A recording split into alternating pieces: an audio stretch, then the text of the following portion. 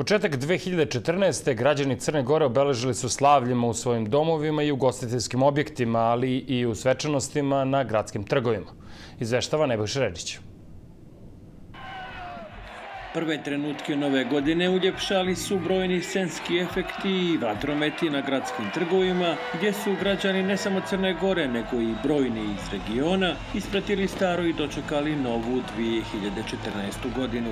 Najveselije je po običaju bilo u primorskim gradovima, prije svega u Budvi, u kojoj se ovih dana nalazi nekoliko desetina hiljada gostiju iz inostranstva. Ono što je bitno da smo ove godine napravili iskorak, to je promijenili koncept programa, napravili program koji traje 4 dana, koji sadrži segmente koji su posvećeni i djeci i onim mladima, ali i ozbiljnim ljudima. Najprije crnogorski perper,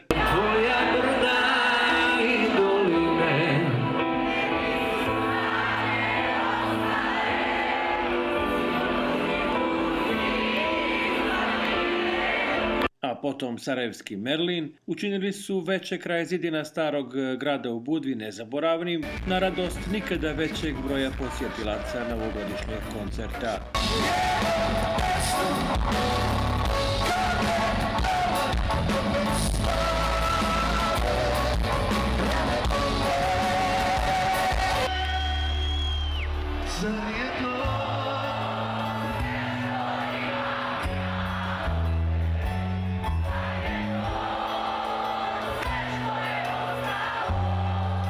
Ova strategija koju ljudi već godinama promoviraju Budvu kao glavnu destinaciju regionalnu u pogledu nove godine je zbilja došla na svoje, jer koliko sam čuo da je ovdje krem de la krem svih onih koji se bave show biznisom u bivšoj Jugoslaviji. Iako ipak većina stanovnika slavlje organizovala u svojim domovima, mnogobrojni hoteli na Crnogorskom primorju, kao i na sjeveru države, priredili su novogodišnje slavlje.